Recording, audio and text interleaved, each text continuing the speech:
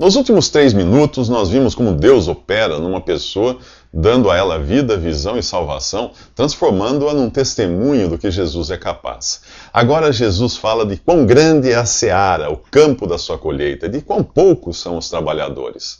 Ele próprio estava ativo, pregando as boas novas do reino em todos os lugares. Mas o que movia Jesus? De onde vinha esse desejo dele?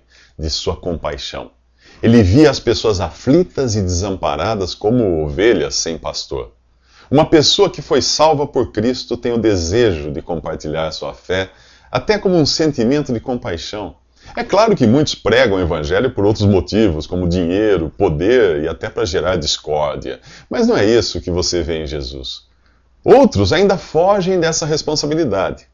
Como fez o profeta Jonas. Deus mandou que ele fosse dizer aos mais de 120 mil habitantes de Nínive que se arrependessem de seus pecados. Jonas foge, toma um navio que vai na direção contrária. Por medo? Não. Por orgulho, para se preservar, para não pagar o mico de Deus retirar o juízo que prometeu e não cumpriu. Jonas tinha medo de riscar sua imagem, olha só. Lendo o último capítulo do livro de Jonas, você descobre que ele sabia que Deus era misericordioso e que deixaria de castigar a cidade se o povo se arrependesse. E foi o que aconteceu. Esse é o Deus justo e misericordioso que você encontra na Bíblia.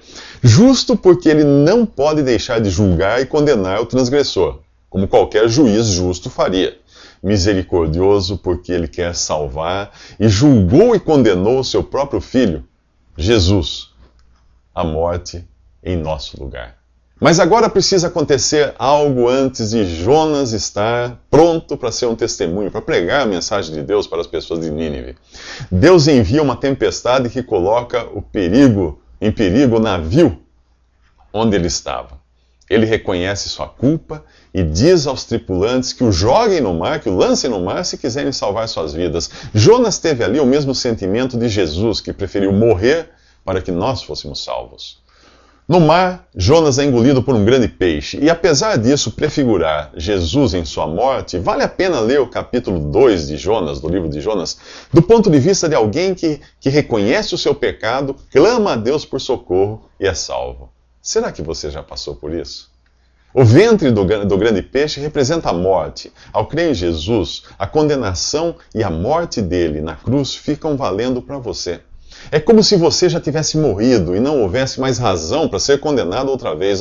Alguém que já foi condenado e executado não pode ser executado de novo. Agora sim, Jonas está pronto para ser um mensageiro de Deus.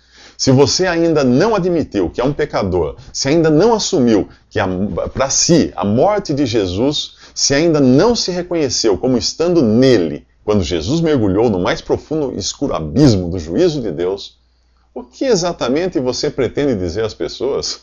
Que elas precisam ser boas para ir para o céu? Jesus diz para seus discípulos orarem ao Senhor da seara para enviar mais trabalhadores. É Ele quem envia. É Jesus quem envia. E são pessoas comuns que Ele envia. Como Pedro, André, Tiago e João. Mas isso nós vamos ver nos próximos 3 minutos.